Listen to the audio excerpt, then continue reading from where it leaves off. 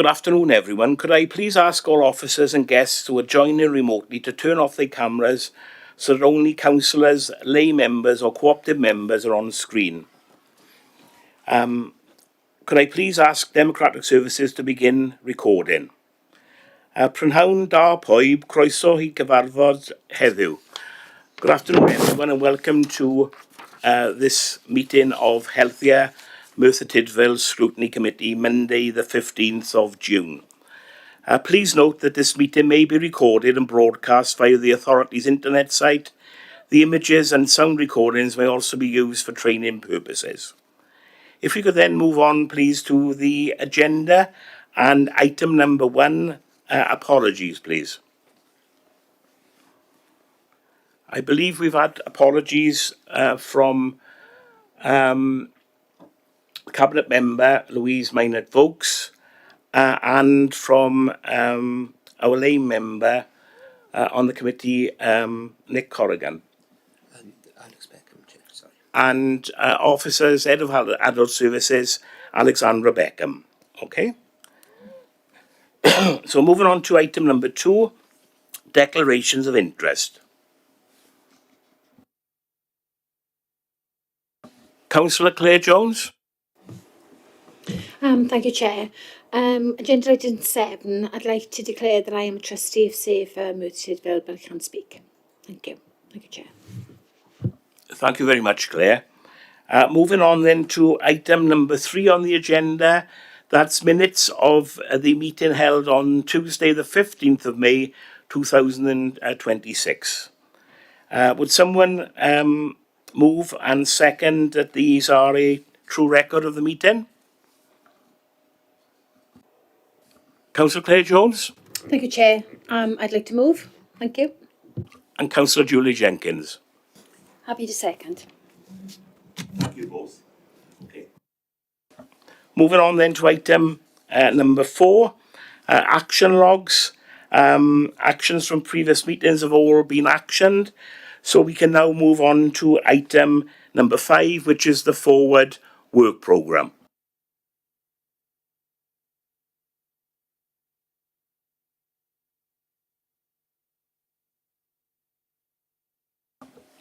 I believe all members have been circulated the draft of this forward work programme.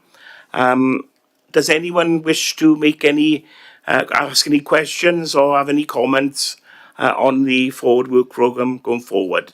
At the moment, it looks quite fully planned out for the next 12 months. Okay, there are no questions or comments. We can move on then, please, to item number 6. Which is the Independent Reviewing Officer and Child Protection Chair's annual report. I believe the Director is going to speak to this initially. Okay, thank you. Lisa Curtis-Jones. Hopefully the microphone will work now. This is the annual report for the IRO and Child Protection Chair's Service. The period covers the 1st of April 2025 to the 31st of March 26. The report outlines the effectiveness, the impact and the actions taken in the year 24-25 and the action plan for the year 25-26. It also shows the staffing structure, developments within the service and the key improvement objectives for the service moving forward. Just for clarity, the IROs and CP chairs sit within the Safeguarding and Review Service and they have a role in ensuring that a high quality of care planning is achieved for children and young people within Merthyr Tydfil who are known to our service. I've got in front of me Joanne Llewellyn and Suzanne Amesbury who will be happy to answer any questions on the report. Suzanne is the author. Thank you, Director. Are there any questions, please? Councillor Claire Jones. Thank you, Chair. I think I only got one, if I'm not mistaken, because it was so good. The one question I have got is 4.3, you got team composition. I think I'm going to give it to you, Suzanne, wasn't I? I'm going to give it to you, Suzanne, if you don't mind. With the current team composition, and what contingency plan is in place if a full-time officer becomes unwell or goes on long-term sick or unexpectedly leaves and resigns. So what plan is in place for that scenario, please? Thank you, Chair. So in terms of contingency planning, we would need to look at maybe getting an agency worker in, someone to sort of back up really, just in case. I have had discussions with Lisa regarding that, but it's just a case of getting suitable names really to come forward. Thank you. I have got another question. Sorry, Chair. Anything further? Yeah, I've got one further question. Councillor Jones? So it's for 4.4.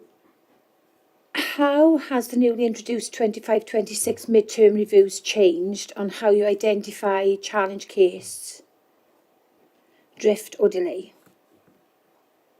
I think I've written that down completely wrong. I know what you mean. So Thank you. they help in terms of, because it could be 6 months between child protection conferences, it just helps us make sure that the chairs understand what's going on with the case. It helps them to identify if there's any issues early, so they can raise any concerns early with us. It just helps them have that a little bit of extra oversight without having to have a full sort of children looked after review or child protection conference. It just gives them that additional oversight and keeps them in. So communication and having some information about where those, where these young people's families, where they're going, where the care planning is going. So it just helps communication really.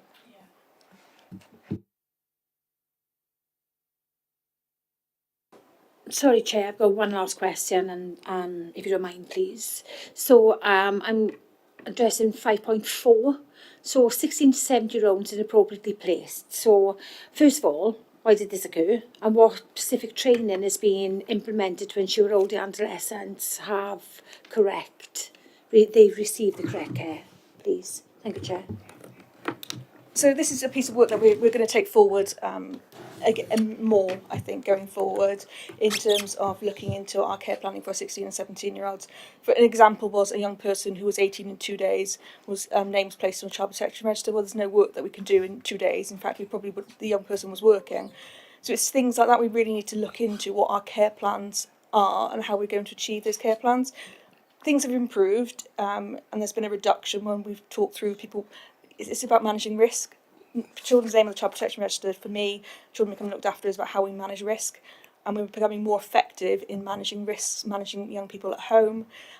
So there's less anxiety, and I think that's because of a change and a culture that we've had in terms of helping people to understand that removing children from home is not the best, the first option. It should be our last and ultimate resort, if that makes sense. So lots of work has gone on that to help reduce anxieties. We've got our systemic model of practice, which helps us to understand, identify that systemic model. So we're looking wider than just the family who can provide that support. So it's multifaceted. There's lots of things that are going on to support, but there's still work we need to do to look into how we support our older teenagers, how we support them going to adult services if they need to, or how, once they've turned 18 and leave our services, what support is going on. So that it's a piece of work we're going to be taking forward as a bit of an action plan for us anyway.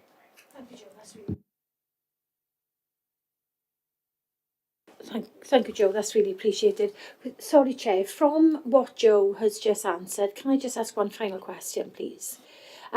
Yes, certainly. Thank you, Chair. With what you've just said, have you had any feedback from any of the young people or adolescents that you've been dealing with, whether it's negative or positive, about what you've just said? Thank you, Chair. So no, not from the young people per se. I mean, we have lots of positive feedback from families and those we've worked with. We've just had our CRW inspection, which I'll bring the report once it's finalised to Scrutiny. And a part of that has been looking into the work we do with our teenagers to really make sure we're robust in our decision making around them. So it's not feedback from our young people. We've had quite positive feedback from our young people. It's more our looking into the data that we've realised that actually too many young people who are older, we're working with care plans that aren't actually that effective, because it's looking at risk management, and when actually we should be looking at how we develop those young people forward. So just a tweak, I think, to our work processes. Councillor Julia Jenkins. Thank you, Chair. It's regarding the in-house staff team. With one full-time manager, 2 full-time IROs and CP chairs, and 1 part-time IRO CP chair. And because the ratio of cases is higher than in other councils, can you see the need for more staff short-term? I know we've got a very competent team, but it doesn't seem fair that the cases we got is room for error. Do you think that you need more staff? So we do look at this. I suppose it depends. As part of our inspection, this was spoken about, and actually when you look at them compared to the work for other authorities, they're on par. We don't ask them to do lots of audits and other pieces of work which others probably may be doing. I think if you look at us compared to authorities around us, we're on par. It's within England, I think, that they have lower caseloads. Certainly not as it's not clarified how many they should have in Wales. That's not a thing. When we've spoken to the staff, and I know we do speak to the staff, and I've spoken to them, they find it very manageable. And you've got to realise that sometimes we might have families of 6 or 8. Well, the amount of work that needs to go into one meeting for a family of 6 is very different than 6 one-hour meetings. Does that make sense? So they talk about their caseloads, they're well aware, they're quite happy. They spoke to CIW independently and said they're happy with their caseloads and the work that they're doing. So yeah, so although it might seem high, what they're doing is a meeting, they're doing the midpoint review, they're meeting with the family support, and they're seeing the young person. They're not doing any actual case management. So it's very different to if you would never give a social worker a case load that high in terms of if they're case managing. For me, I think that it's working at the moment. If we need to, then we would, as Suzanne said earlier, we'd look into agencies, there's specific agencies that do this type of work that you could go to, and they could immediately bring someone in to do that work. But the staff are quite happy with their cases. One of them has worked in another authority and sees our workload as less as theirs. So yeah, we're happy with it at the moment, but we do monitor and keep an eye on it. But as our numbers have gone down or stayed maintained, the workload's quite reasonable for them. Okay, thank you very much. Thank you, Chair. Thank you, Councillor Jenkins. Councillor Ian Thomas, please. Thank you, Chair. On page 28, there's an item where we want to be, service priorities 26-27. And one item on there is develop an intranet page for the public, plus audit information internally. Could you just expand on that a little, please, and tell us how it's progressing? Of course. So we've been looking into developing a children's services website. I know they're looking to do this across the local authority anyway, expand on the website. So we've already started that because we realised our website perhaps didn't look quite as we wanted it to. So as part of that, we're going to have a landing page, perhaps. I'm not quite sure the detail of it. We're going to have a page which basically will then explain the role of the services. So it will be for every service that we've got, we'll have like a whatever the team is, what their role is within that team, and the IRO will have a certain page of that. So that's the external internet. And then intranet, what we want is with all our audits, so looking into our practice, where the areas of strength and where there's areas of development, that will be on the intranet as a quality assurance framework page, so that staff can go in there and understand perhaps if there's an area of development, so we need to improve our case net quality, they can see then through the audit where that's come from. Does that make sense? So it's a golden thread through, so they can see where the audits come, what's happened, why the decision making, so there's some kind of understanding of our quality assurance. We did a questionnaire, so our children's services communication session, we did a questionnaire like a Mentimeter, so people can, we ask questions and they respond to it from this, asking them if they understand what the quality assurance framework is, what they would like to understand from it, and it came through that they would like to have this website page for them to understand more about the detail and what we're doing with our audits, and an action plan from that, so we have actions of where we're going to take that forward. Yeah, that's good, thank you, Joanne. Could I ask one more question, please? Looking on through 26, 27, you're looking for better recording of dispute resolutions. Could you just explain that a little, please? Perhaps and tell us what were the problems with this? Yeah, so we have a process, a dispute resolution process. So that means if the chairs have an issue with perhaps drift and delay in a case, or some decision making, or there's some issue within those cases. So there's a process then where they get to meet, have a discussion, and then if there's not resolved, then it goes to another meeting where a more senior officer will chair that meeting and have it, so we can try and resolve it in that way. What we're finding is they're not just being recorded on the system properly, so we haven't always got, so they're happening, but they're not being recorded effectively, so we can't evidence what we've done about it, which isn't appropriate. So we're just making sure then we're sending out the process so people understand, and we'll bring it up in a management team meeting to really make sure we're embedding. I want it to be really clearly evidence the decisions we're making, why we're doing it, what people's responses are. So there's that golden thread again through our work. Right, thank you, Joanne. Thank you very much. Thank you, Chair. Thank you, Councillor Thomas. I've got a couple of questions to ask, and first one is in relation to the size of the team. Paragraph 4.3 says the team composition in 24-25 were one full-time team manager, 2 full-time employed IRO CP chairs, and 1 part-time. Just for clarity, really, that is still the case now, that those are the members of staff? That's correct. Yeah, okay, thank you. And my further question is a supplement to that. Obviously, all these members of staff are employed by the local authority. Has this caused any concern with families, for example, who are involved in these processes, that they do not feel that they are independent of the authority then, which of course we all recognise they are? No, it's not been raised by any family members. The independence isn't that they're independent from the local authority, it is they're independent from the decisions and the everyday and the day-to-day work. And it's explained at the beginning of the conference what their role is. So, the children looked after reviews, they're explained what their role is. So no one's raised it as a concern. Yeah, thank you, Joanne. Moving on then to bullet point 5.7.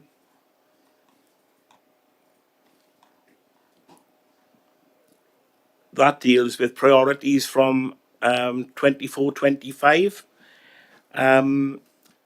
Most of the priorities or issues are being completed under the various bullet points. Could you just give an outline how things are with those that are marked on track and carry forward? Of course. All right, let me go to the first one, which is bullet point 4. So to focus on necessary participation of children and young people at their meetings and see how this can be achieved, and including both parents. One of the focus, what we'd really like to do is have young people chair their own children looked after reviews. We've got some young people who do it. So in terms of the participation, is to really embed that. I mean, we've had our chairs been in post now just over 12 months. And it's something we really need to take forward. So that's going to be Suzanne and the chair's focus is to help that participation. People do get included, we invite the parents, but we just need to be, making sure that, dads are invited. So we're looking at developing a dad's worker. It's things like that. So it's happening. We just want to be better at it, if that makes sense. Yeah. So yeah, it is, again, we're just trying to make sure that we've got a gold standard service. So trying to think about how we can continue to improve what we're doing. The next one is third from the bottom, to ensure appropriate care plans are progressing in a timely manner, prevent and avoid drift in children's cases, that every children looked after has a standalone and in-date care plan. So they do. I have data that I can look at to make sure they have. But it is, again, I think it just means what we're looking to do is continue that. So it's not something we want to leave off. So we're on track. Children have that. We're progressing with them. We're making sure that we're not having those drift and delay in cases. We've got the dispute resolution process to help us do that. But again, it's just carrying that forward. That's an ongoing piece of work. We need to make sure that we don't ever have drift and delay. Implement recommendations and learning from audits. So again, that is an ongoing piece of work because every time we have an audit, we find strengths and areas to develop. So we will continue to develop an audit. There'll be another quality assurance framework, which is what we call our audits, will be developed for September. So again, we're just continuing on. So this has come a little bit before. Our audit cycle is September to September, so they're just not quite in sync. But yeah, we'll continue to do this learning. Thank you, Joanne. it's a follow-up from one of those, one of the answers you've given in relation to chairing, children chairing their own reviews. Could you give an outline of how that would work, and are they given any, what assistance they would be given in taking on what could be quite an onerous role, really? Hopefully they don't see it as onerous. It's more about looking into their plans and making sure that they're in charge of it and they're leading what they see as important. So actually it's a really positive co-production for our young people. The work that, so the chair who is pushing this forward has worked for us for a number of years. She has worked with these young people individually, so she prepares them, works with them, sits with them beforehand so they know what's going. They've already attended their own that she's chaired. So it's a really positive piece of work. So it's about them understanding and be able to hold people to account. So one of the young people is then going to do other pieces of work for us. It's been really helpful, and I think it's really developed her own confidence in her own self. I think it's a hugely positive piece of work and something we really want to develop as good practice going forward. Thank you very much. That's all the questions I've... Sorry, Chair. Oh. Councillor David Isaac? Yeah, thank you, Chair. Just picking up on one point, they've said there was going to be a dad care worker. Now, would that be a male? And if so, do we have enough male staff within the departments to do it? I understand that female members of staff are quite capable of speaking to men, but sometimes men only wish to speak to men. So currently we've got someone sitting, a male sitting in that role.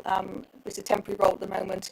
We're having to develop a business case to see whether we can bring it as a permanent post. That's a business case waiting to be considered by CMT at this moment in time. There's someone currently temporarily in that post.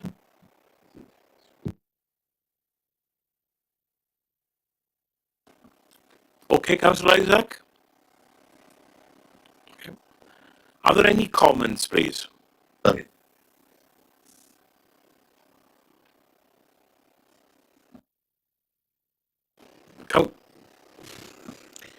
Thank you, Chair. I'd just like to say, Joe and Suzanne, the report shows a strong year of delivery, completing priorities while stabilising the workforce, so well done on that. I welcome the team's honest self-assessment on the carried forward goals. Most importantly, the shift going to child-led reviews, that's just amazing. So I would just like to thank the entire team for their hard work and their dedication. So thank you ever so much, and thank you, Chair. Thank you, Councillor Jones. Any other comments, please? No, I'm sure the committee would all like to thank the officers for this report. A very good report, I thought, which covers all areas quite clearly and succinctly as well. So, no, thank you very much for this report. Very interesting. Before we move on to our next item, obviously the purpose of the report was to look at the annual review of reviewing officers and child protection chairs. Do members feel that they've had the opportunity of going through the report and analysing it in sufficient detail that it adds value to the work of this committee? Yes. I think we're all in agreement on that. Thank you very much. So we can now move on to the item number 7, which is the new statutory framework for youth work and implications for the local authority. I think the director is going to open up, and Chris Hall and Sam Morgan are here to answer any questions in addition to the director. Lisa Curtis-Jones. Okay, so as the Chair outlined, this is the report around the new statutory framework for youth work and the implications for the local authority. So the report outlines the key requirements of the Welsh Government's new statutory framework for youth work, which was published on 24th of March 2026 and is due to be implemented on the 1st of April 2027. It highlights the new statutory responsibilities that the local authority will be obliged to comply with and how the statutory youth service on behalf of the local authority has been delivering against this agenda to date, and explores how these requirements will be fulfilled. There has been a consultation with young people that's looked at the underpinning of the future strategy and the priorities that have emerged that have been identified from that. The purpose of the report is for members to note the new statutory requirements placed on the local authority and consider the priorities identified by young people and proposed approaches to meeting the remaining statutory requirements. And as the Chair outlined, Chris Hole and Samantha Morgan are here to answer any questions. Thank you, Director. Any questions, please? Councillor Julia Jenkins. Thank you, Chair. It's just in relation, I know how important youth workers are to our young community and the bond and the reliability they've got to those youth workers. What has happened recently with the community-focused schools with the budget? What budget are the youth workers coming out of? What term contract have they got when they're taken on? Please. Excuse me, I'll take that question then. The youth service is funded through various streams. Some of it is core local authority budget and some of it is various grant funding. For example, all of our youth clubs that are managed by the local authority is core funded. So that's Treharris Boys and Girls Club, Georgetown, our street-based team, but core funding is also used to commission the Willows Centre in Troyderoo to run a youth facility. Other open access youth clubs then are funded through the Children and Communities grant, which then means that you're into the realms of annual funding. And then within the youth service as well, we've got various targeted youth teams which are more specialised in comparison to the open access youth clubs. And again, various sources. For example, we have an annual youth support grant which comes from Welsh Government, and that is utilised to provide Welsh language provision through the Urdd. It's also utilised for Stepping Forward, which is a team of 2 youth workers that specialise in mental health and very early intervention and education around youth homelessness. It also supports in the school support team, which offer accreditation opportunities. So they go into our schools to deliver accreditations, Agora Cymru qualifications to young people at Key Stage 4. So the other main grant was Shared Prosperity funding, which obviously has now become the Local Growth Fund, and we retained some youth workers to provide lead work in support to post-16 economically neat young people. But what we did lose then, because of that drastic change, was our school-based lead workers, and we had 1 per secondary school, and they also supported young people in the PRU and on tuition as well. So again, they're subject to annual contracts, so the status varies really depending on the funding source of the staff. Does that answer your question? Yeah, can I just ask another one, Chair? Is that okay? Going on, I know early intervention has made a vast difference in other services, in social services and other areas, sorry. Do you think that by being annually funded, that it's going to stop people coming forward and you're going to lose good people? I have to say, I'm trying to think how many staff are in that position. It's sort of become normalised to the staff. Our grants so far, apart from Shared Prosperity funding, have always been renewed on an annual basis. I mean, some of them now we're having 3-year indicative budgets as well, so there is a little bit more security there. And I have to say that even with the situation with Shared Prosperity funding, all the staff stayed until the end. I know that might have been because they hoped that they would be able to continue. But it is always a question mark. Some people are happy to go along with that, and other staff would prefer more security, but the fact of the matter is that I would say just over half of our funding comes from Welsh Government grants, which are annual grants. Yeah. Okay. Thanks very much. Thank you. Thank you, Councillor Jenkins. Councillor Ian Thomas, please. Following on from your comments on funding, I noticed in the report that in the existing system, funding was considered to be a problem, and that the problems were with budget cuts and things like that. What I'm asking basically is, will the funding improve in any way to cover this new system, all these new demands? For this particular report, excuse me, for this particular report, we're not requesting any additional funding. If you have a look at section 5, it does say that the local authority must appoint a lead officer responsible for coordinating the 5-year plan and liaising with other local authorities, third sector organisations and statutory partners. Well, that's part of what I do anyway, so there's no sort of extra capacity required for that. Yeah. Sorry, Chris. Sorry, can I just come in? Because I think when you're referring to it, in terms of the requirements from Welsh Government, the answer will be no, Welsh Government don't see any additional funding coming to local authorities in order to meet these requirements. They're just introducing that without any promise of any funding additional to either the third sector or to local authorities.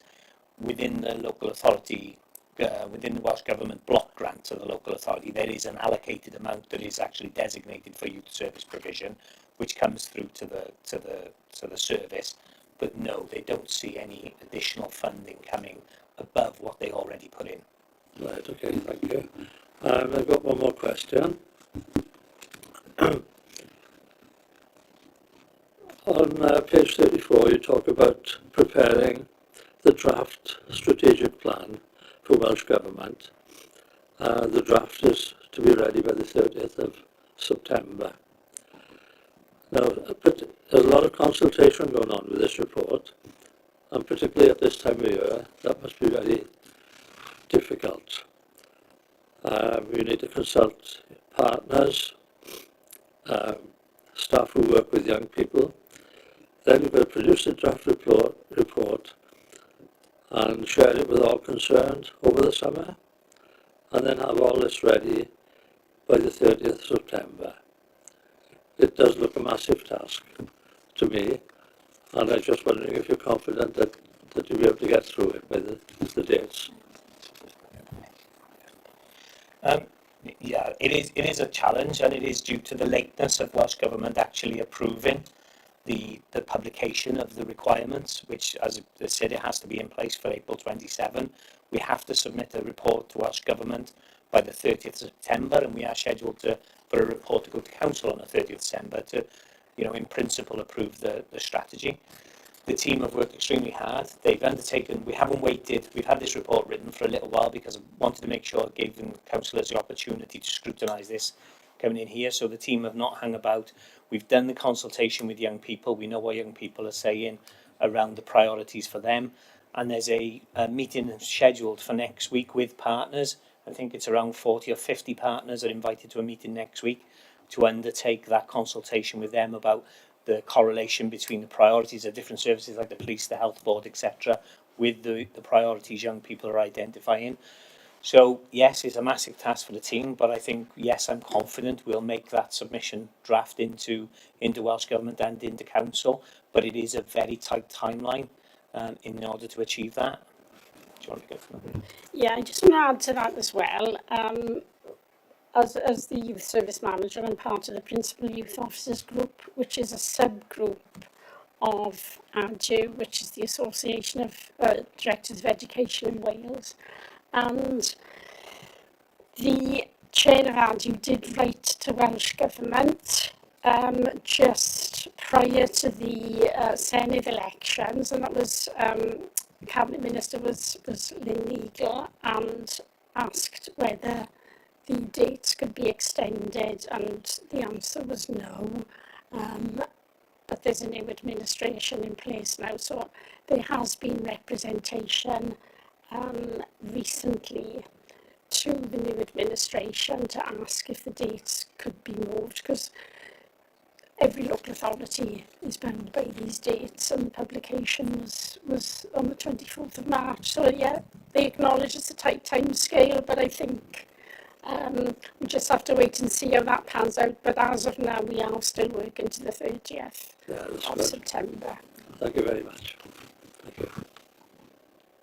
Thank you, Chair. Councillor Claire Jones. Thank you, Chair. I want to tie into Ian's question. So I was listening to that then, and I've just typed it up now. So does the meeting next week include the Youth Forum representatives? Also, how will the Office of the Youth Mayor and the Youth Forum co-design the new strategy, ensuring young people's voices at the centre and heard? Thank you, Chair. We did a full consultation with young people last year in anticipation of this being in place now. So we've consulted with young people. The consultation was taken to the Youth Forum at that point as well. So the consultation that we undertook was a mixture of focus groups with young people and then an online questionnaire for them to complete. The consultation next week is partners. So that is organisations like Careers Wales, so secondary schools, work-based learning providers, youth justice, Barod. So there's a variety, and we do a lot of partnership work, as you can imagine. But what we will be doing is, when we've got our themes and our headline objectives, we will then have to go back out and, you know, say to people, oh, this is the conclusion of our consultations. How do you feel about that? And yeah, I mean, one of the requirements of the new framework is that young people are part and parcel of how you design your 5-year strategic plan. So, and obviously for us, with in the youth service, we manage the contract with Safe and Merthyr Tydfil, so we've got very close working relationships with the participation team there. Can I come in as well? I think one of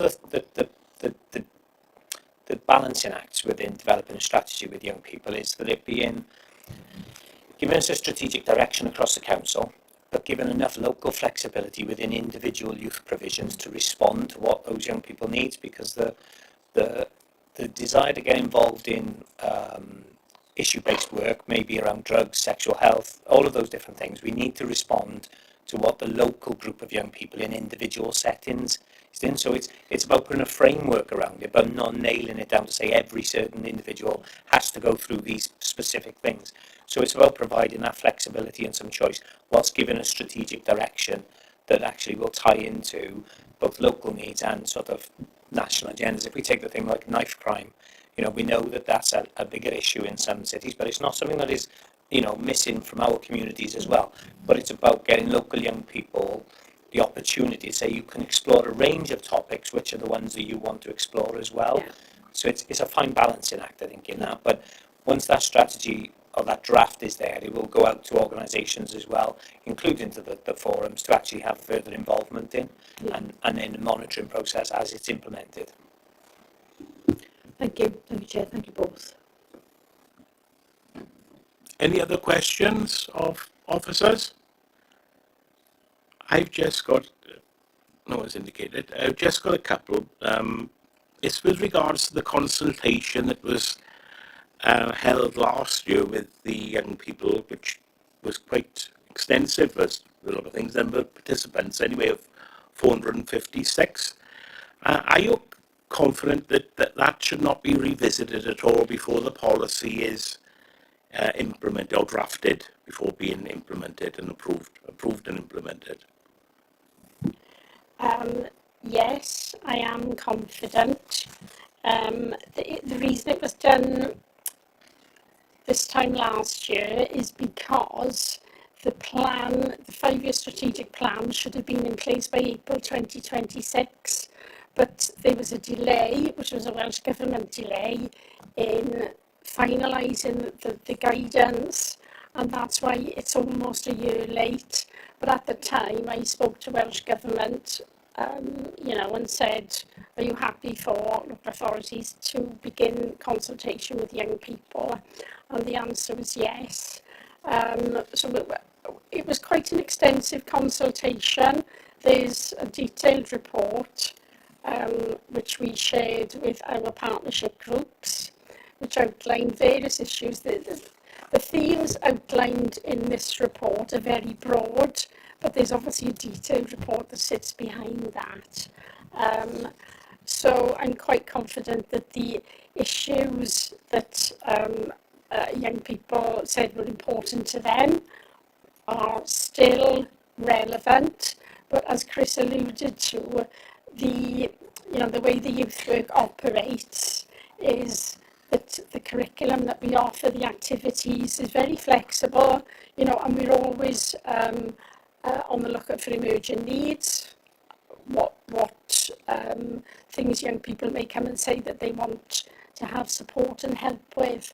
So yes, I am confident, and I have to say as well that 456 respondents took a lot of work from our staff, who's, that was in addition to what they do on a daily basis.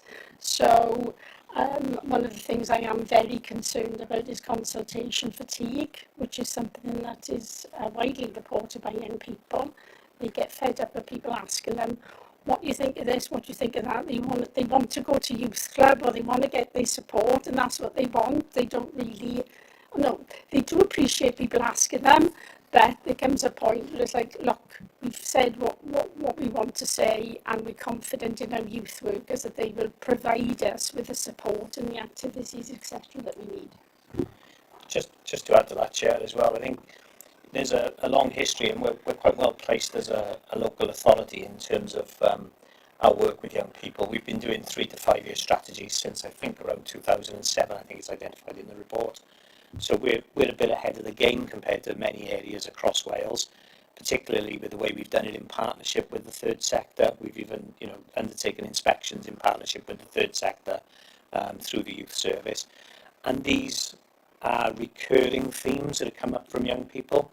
These are sort of constant areas that they want to be able to explore. There's nothing that's come out as really surprising or missing from what they're suggesting. So I'm confident that they remain the most important factors as being identified through this consultation, replicating what's come up in previous consultations and previous strategies.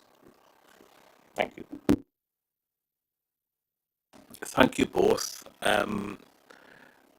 My only other question is in relation to the draft strategy which will go to Council on the 30th of September.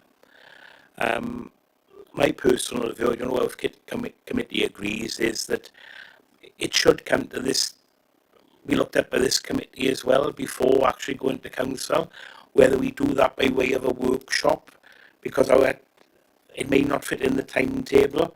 So it's perhaps something that you can consider, Neil. Yeah. Either we have a short workshop on the draft strategy, for an hour or so maximum, or it's circulated to all members for their views.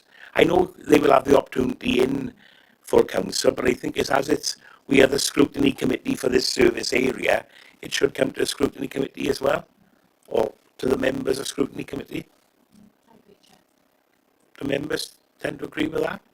Yep. So if we can look into that, Neil, whether it does. Yeah. Okay. And are officers okay with that course of action? Yeah, I'm fine with it, Chair. It was something originally when we wrote the report we were penciling in our mind as whether we put it in as a recommendation for you, but we were conscious obviously of the timescales involved and the ability to be able to factor that in. So I've no problem with us taking either way forward. Would have liked to have got it to scrutiny before having to take it. It's just Welsh Government timelines. But we can even submit it to Welsh Government in principle with Council approval. So yeah, more than happy. Thank you. Thanks, Chris. That's an action for Chris to take, for Neil to take forward, really. Are there any comments, please, from members? Councillor Clare, Councillor Julia Jenkins. Well done. It's just to say on both reports and every scrutiny meeting with social services, the reports are so informative, and you give all the answers in the main body of every report anyway. It's hard to find questions to ask because they are spot on, they always are.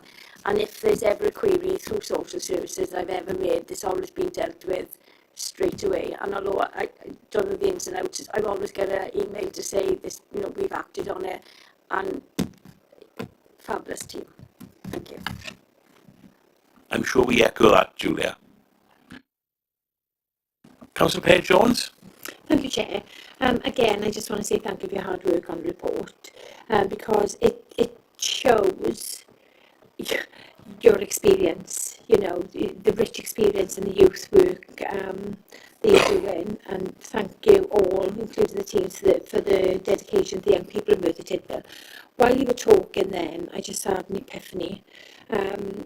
When you said about the consultation, so I've just written it down. I said I hope you find a solution to the consultation fatigue. And I was wondering whether, like an away day session, could be set aside where you have that day. The first half is where you do the boring paperwork side, and the young people are just like, oh, okay. But the second half after lunch is normally like that fun element of it, whether it be bowling or you find somewhere where you're able to take their young people, so they know that when they've done the first half, at the end of the day, then they've got that bit of euphoria where they've done something else and it's been exciting. So whether it's like trampoline, anything, you know, I'm just wondering if that's something that potentially you all could consider to get rid of that consultation fatigue, so you've got that one session put together for it. But like I said, I just want to thank you again, and agree with Councillor Julia Jenkins. You know, thank you ever so much. All of you put together such great reports, and it's a pleasure being on Scrutiny for Healthier. So thank you, Chair. Thank you both. And as I said, we'd all like to echo the comments made. In some ways, it's something as a committee I'm really looking forward to come into, really. Don't think there are any further comments, so thank you all very much. Before we move on to item number 8, we have to discuss whether we have added value by considering this report to the scrutiny function. Members tend to be in agreement with that? Okay. I can't see Councillor Isaac, so I don't know where. I don't see him on my screen, you see. Yeah. Thank you, Councillor Isaac. I understand you got your thumbs up. Okay, and thank you all officers for attending. We now move on to, you're welcome to stay or go, but they're very short items. They're no items at all, in fact, really. There's nothing to report. Item number 8, scrutiny referrals. There are none to report. Item number 9, scrutiny, feedback on scrutiny activities. Because it's the first one in this year's cycle, again, nothing to report. And I've got no item number 10, any other business. I've got no items have been brought to my attention. So just like to thank you all for attending. Hope you have a nice evening with this nice weather, and see you all after the recess for our scrutiny committee, although we have got a workshop before we reach August.